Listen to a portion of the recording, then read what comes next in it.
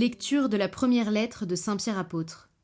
Bien-aimés, sur le salut, les prophètes ont fait porter leurs interrogations et leurs recherches, eux qui ont prophétisé pour annoncer la grâce qui vous est destinée.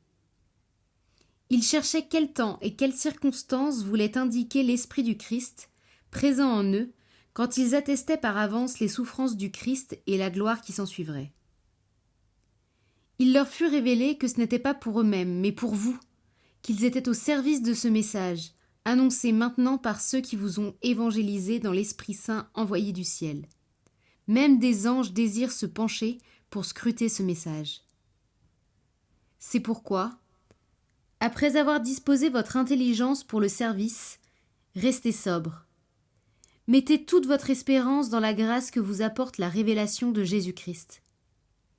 Comme des enfants qui obéissent, cessez de vous conformer aux convoitises d'autrefois, quand vous étiez dans l'ignorance, mais à l'exemple du Dieu saint qui vous a appelé, devenez saints, vous aussi, dans toute votre conduite, puisqu'il est écrit « Vous serez saints, car moi je suis saint ».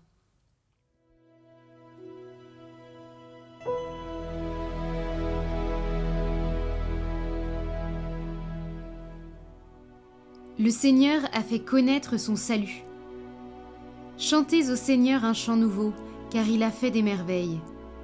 Par son bras très saint, par sa main puissante, il s'est assuré la victoire. Le Seigneur a fait connaître sa victoire et révélé sa justice aux nations. Il s'est rappelé sa fidélité, son amour, en faveur de la maison d'Israël. La terre tout entière a vu la victoire de notre Dieu. Acclamez le Seigneur, terre entière, sonnez, chantez, jouez. Le Seigneur a fait connaître son salut.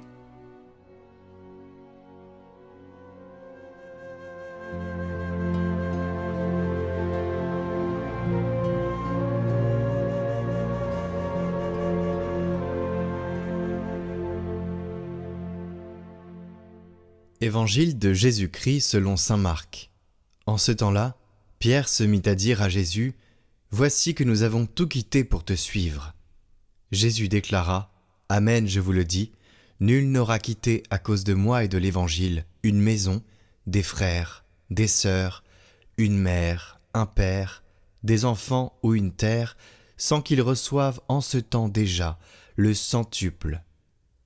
Maison, frères, sœurs, mères, enfants et terre, avec des persécutions, et dans le monde à venir, la vie éternelle. Beaucoup de premiers seront derniers, et les derniers seront les premiers. »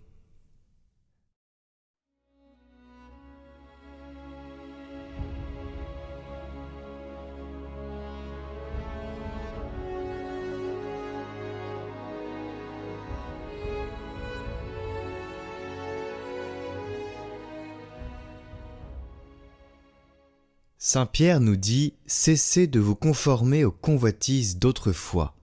Et quelque chose en nous résiste immédiatement, parce que même baptisés, même remplis de l'esprit, ces convoitises sont encore là.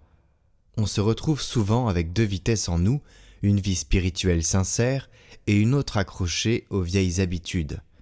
Sommes-nous tous bipolaires ? Disons plutôt que nous sommes ancrés dans la réalité du monde et du péché. Et plus l'écart entre nos deux vies, c'est-à-dire celle spirituelle et celle qui est collée au péché, plus l'écart entre ces deux vies est grand, plus on s'épuise et plus on est en danger. La sainteté, ce à quoi nous appelle l'Évangile, c'est précisément réduire cet écart, vivre unifié de l'intérieur. Satan travaille exactement là. Il est le diviseur, l'accusateur. Il divise le cœur en nous. Il creuse l'écart. Il installe la double vie. La convoitise est toujours le début. Saint Pierre dit « comme les enfants ». Soyez comme les enfants, parce que l'enfant obéit avant de comprendre. Il fait confiance parce qu'il aime. Et pour ceux qui trouvent cet écart trop lourd à porter seul, les écrits des saints sont une ressource réelle. Saint Jean de la Croix, Sainte Thérèse d'Avila, Padre Pio, tous ont traversé ce combat et en ont laissé la carte. Pierre, dans l'Évangile, dit à Jésus « Voici que nous avons tout quitté pour te suivre. » Et Jésus répond « Vous recevrez le centuple. » et ce dès maintenant. Dès maintenant, il dit. Ce n'est pas seulement après la mort dans une vie plus tard, non, dès maintenant. Le centuple, c'est une famille que tu n'avais pas, une appartenance que le monde ne fabrique pas, une paix intérieure que rien d'extérieur ne peut acheter, pareil pour la joie. Rappelle-toi la dernière fois que tu as désobéi. As-tu ressenti une libération ou un enchaînement? Tu connais, par expérience, le prix à payer. La lutte intérieure produit le contraire du renoncement. Elle produit de l'espace, de la légèreté, de la liberté. Cette lutte intérieure, cette lutte contre le péché. Et par-dessus tout, elle produit la vie éternelle. Ce centuple commence ici, mais est pleinement accompli à la fin de notre vie, là où nous accéderons aux portes du ciel. Et saint Augustin tranche en disant « Attention, soyez joyeux dans le Seigneur ». Non selon le monde, il indique bien là la différence de joie. Celui qui veut être l'ami de ce monde sera l'ennemi de Dieu. On ne peut pas servir deux maîtres, on le sait, on l'a vécu. Choisissons pleinement Dieu, comme l'a fait saint Philippe Néri, dont l'Église fait mémoire aujourd'hui. Il a converti Rome, la Rome du XVIe siècle, par la joie, une joie débordante, communicative, ancrée dans le Seigneur. Lui qui répétait que la tristesse n'est jamais de Dieu, sa vie entière était la démonstration vivante de ce centuple promis par Jésus. Le combat spirituel peut aussi se révéler dans la tristesse. La tristesse fait partie du combat spirituel. Elle n'est pas toujours justifiée pleinement par des choses qui se passent dans nos vies. Alors pour garder cette joie parfaite, saint Philippe Néri, priez pour nous.